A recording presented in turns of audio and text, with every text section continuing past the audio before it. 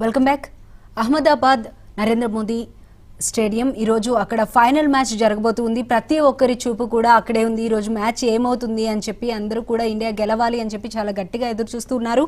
అంతే సంజయ్ శాంసన్ కూడా చాలా మంచి స్కోర్ చేస్తూ ఉన్నారు. ఆయన సెంచరీ దిశగా అవుట్ అయిపోయారని చెప్పి ఇప్పుడే తెలిసింది. సారీ. దీనికి సంబంధించి మరిన్ని అప్డేట్స్ మా ప్రతినిధి గురుప్రసాద్ అందిస్తారు. గురుప్రసాద్, చెప్పండి. సంజయ్ శాంసన్ సెంచరీ కొడతారని చెప్పి అందరూ కూడా ఎంతో ఎగ్జైటింగ్గా ఎదురు చూస్తూ ఉన్నాము. బ్యాడ్ లక్, ఆయన అవుట్ అయ్యారని చెప్పి తెలుస్తుంది. నెక్స్ట్ ఉన్న ప్లేయర్స్ ఏ విధంగా ఆడే అవకాశం ఉంటుందంటారు?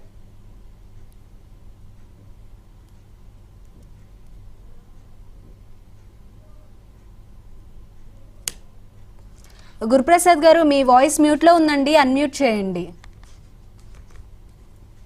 జనరల్ గా అహ్మదాబాద్ లో టీమిండియా టాస్ ఓడిన తర్వాత ఒక 200 స్కోర్ చేస్తే ఎక్కువ అనుకున్నారు అందరూ. కానీ ఎవరు కూడా ఎక్స్పెక్ట్ చేయలేదు. పరుగుల సునామీ సృష్టించింది టీమిండియా. ముఖ్యంగా అభిషేక్ శర్మ ఫామ్ లో లేడు. అయినప్పటికీ కూడా మేనేజ్మెంట్ కూడా తనపై నమ్మకం పెట్టుకుంది. హాఫ్ సెంచరీ సాధించి భారీ స్కోర్ కు బాటలు వేశారు. అదే విధంగా సంజు శాంసన్ కూడా 89 పరుగులతో రాణించాడు. మరోవైపు ఇషాన్ కిషన్ 23 బంతులునే హాఫ్ సెంచరీ సాధించిన పరిస్థితితో మనం ఈ T20 వరల్డ్ కప్ లో హైయెస్ట్ స్కోర్ కూడా మనం చూడబోతున్నాం కూడా మనం ఎక్స్పెక్ట్ చేయొచ్చు. ఎందుకంటే ఇప్పటి వరకు T20 వరల్డ్ కప్ లో హైయెస్ట్ స్కోర్ వచ్చేసి కెన్యా పైన శ్రీలంక 2007లో 260 పరుగులు సాధించింది. ఈ ఏడాది మనము ఈ టోర్నమెంట్ లో 256 పరుగులు సాధించాం. సో 260 క్రాస్ చేసే అవకాశం అయితే మనకు కనిపిస్తుంది. ఎందుకంటే బ్యాటర్లు కూడా ఎక్కువ మంది ఉన్నారు కాబట్టి తిలక్ వర్మ కావచ్చు, అలాగే సూర్యకుమార్ యాదవ్ చాలా కీలకమైన మ్యాచ్ అని చెప్పొచ్చు. సో తక్కువ ఓవర్ ఉన్నాయి కాబట్టి సూర్యకుమార్ యాదవ్ కూడా బ్యాట్ కు పని చెప్పే అవకాశాలు ఉంటాయి కాబట్టి స్కోర్ 250 దాటిపోవచ్చు. అదేవిధంగా T20 వరల్డ్ కప్ లో హైయెస్ట్ స్కోర్ కూడా దాటే అవకాశం మనకు కనిపిస్తున్నాయి. భారీ సిక్సర్లు, భారీ ఫోర్లతో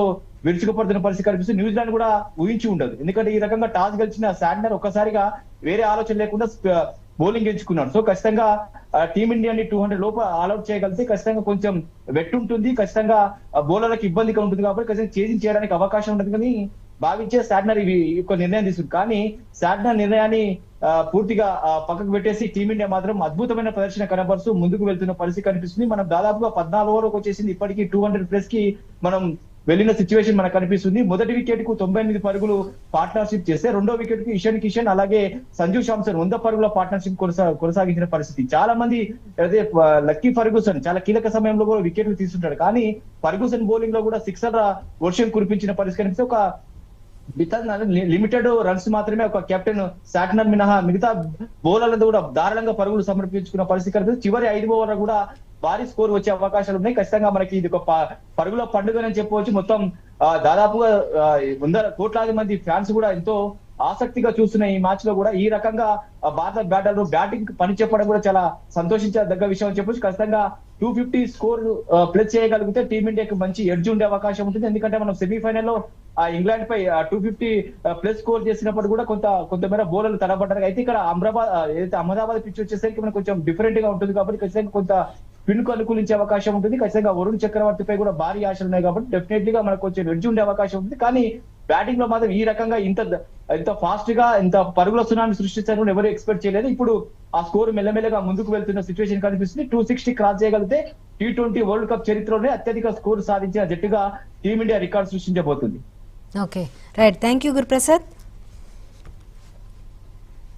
రాంప్రసాద్ గారు, చెప్పండి, ఎలా ఉండబోతుందంటారు మ్యాచ్? అంటే 250 కనుక క్రాస్ చేస్తే తప్పకుండా గెలిచే అవకాశం ఉంటుంది అని చెప్పి గురుప్రసాద్ గారు చెప్తున్నారు.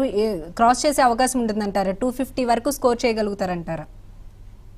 డెఫినెట్ గా 250 దాటుతుంది.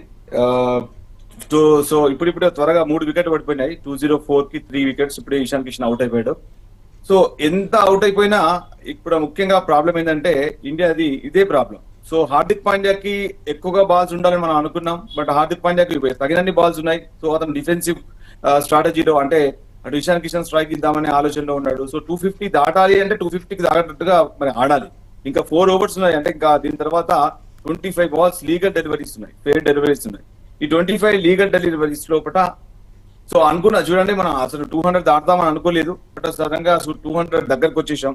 బట్ ఇప్పుడు 250 లోపల మరి అంటే T20 గేమే ఇట్లా ఉంటుంది. సో ఎందుకంటే అనిశ్చితికి మారిపోయారు వన్డే క్రికెట్ అలాగే వైట్ బాల్ క్రికెట్. సో ఎప్పుడు ఏమైనా జరగచ్చు. సో సడన్ గా ఇప్పుడు వికెట్ పడిపోతే అసలు ఆల్అౌట్ కూడా అయ్యే అవకాశాలు ఉంటాయి కొన్ని సందర్భాల్లో కూడా. ఎందుకంటే ఇక్కడ కూడా ఒక సెన్సిబుల్ క్రికెట్ ఆడాలి. కనీసం ఇప్పుడు ఇంతవరకు ఓవర్ కి 14 రన్స్ చొప్పున ఆడుతూ వస్తున్నారు. సో ఈ టైంలో కనీసం 15 లేదంటే 10 అలా చేసినా కానీ 250 ఉంటే అదొక సైకలాజికల్ గా ఎఫెక్టివ్ స్కోర్ ఉంటది. సో చేసింగ్ చేసే టీం కి ఒక అది ఉంటుంది. ఇప్పుడు ఒకవేళ కంటిన్యూస్ గా వికెట్ పడిపోయినాం అనుకోండి, సో ఆపోనెంట్ టీం కొద్దిగా ఆత్మవిశ్వాసాన్ని కనబరుస్తుంది. ఇంకోటి ఏంటంటే న్యూజిలాండ్ బ్యాటర్స్ ముఖ్యంగా మిచెల్ గానీ, శాంట్నర్ గానీ, ఫిలిప్స్ గానీ ఇండియాతోని అభేద్యమైన అంటే మంచి మంచి పార్ట్నర్షిప్స్ ఉన్నాయి. అద్భుతమైన వీళ్ళకు స్ట్రైక్ రేట్ ఉంది, యావరేజ్ ఉంది. సో అలాంటి ప్లేయర్లు ఉన్నారు కనుక మనం ఆచితూచి అడుగు వేయాలి ఇక్కడ. ఎందుకంటే ఈ టైం లోపల చాలా కీలకం. ముఖ్యంగా సూర్యకుమార్ యాదవ్ చాలా పేలవమైన ఫామ్ లో ఉన్నాడు. సో అతను క్యాప్టెన్ గా రాణిస్తున్నాడు తప్ప ఒక ప్లేయర్ గా పూర్తిగా ఫెయిల్ అయిపోయినాడు, విఫలం అయిపోయినాడు. అతను బాల్ కో రన్ రావడం కూడా ఇలాంటి సిచ్యువేషన్ లో ఓవర్ 14 రన్స్ చొప్పున ఆడి మరి వాళ్ళు అంటే 13 రన్స్ ఉంది ఇప్పుడు ఓవర్ కి. అలాంటి సిచ్యువేషన్స్ లో కూడా అతను బాల్ కో రన్ తీయలేకపోతున్నాడు అంటే ఇలాంటి సిచ్యువేషన్స్ లో కూడా ఆడకుండా ఉంటే చాలా కష్టం అయిపోతుంది. సో వెనుక వాళ్ళ మీద చాలా భారం ఉంటుంది. సో ఇషాన్ కిషన్, అభిషేక్ శర్మ వాళ్ళ పని వాళ్ళు చేసి పూర్తి చేశారు. సో ఇప్పుడు చేయాల్సిందల్లా సో అటు సూర్యకుమార్ యాదవ్ కూడా మరి మొదటి బాల్ కి అవుట్ అయిపోయినాడు. సో అంటే 4 వికెట్లు పడిపోయినాయి. మనం అంటూనే ఉన్నాం తన పేలవమైన ఫామ్ అని. సో సూర్యకుమార్ యాదవ్ ఇంతవరకు రాణించలేదు ఈ సిరీస్ లోపల.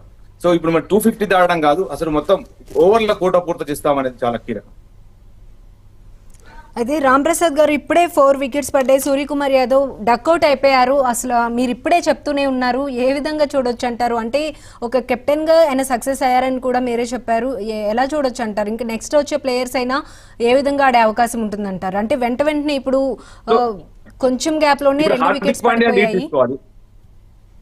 హార్దిక్ పాండ్యా ఛాన్స్ తీసుకోవాలి. ఇప్పుడు పెద్దగా మనం కోల్పోయింది ఏం లేదు పెద్దగా, ఎందుకంటే మనం అంటే చేయాల్సిన పరుగులు చేయలేదు. వాళ్ళు కూడా ఒక సందర్భంలో మనం ఎలా ఆడుతున్నామో ఒక సందర్భంలో వాళ్ళు కూడా చాలా కీలకంగా ఆడే అవకాశం ఉంటుంది. సో ఇలాంటి సందర్భాల్లో కూడా మనం కూడా కొంచెం జాగ్రత్తగా ఆచితూచి అడుగు వేయాలి. ఎందుకంటే కనీసం ఒక 2 ఓవర్ల తర్వాత మళ్ళీ స్టార్ట్ చేయాలి, కనీసం 1 ఓవర్ తర్వాత మళ్ళీ స్టార్ట్ చేయాలి.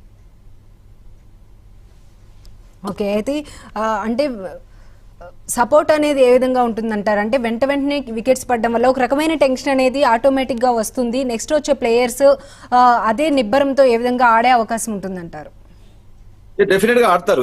That is the game plan. వాళ్ళు సైకలాజికల్ గా చాలా మంచి లెవెల్లో ఉంటారు.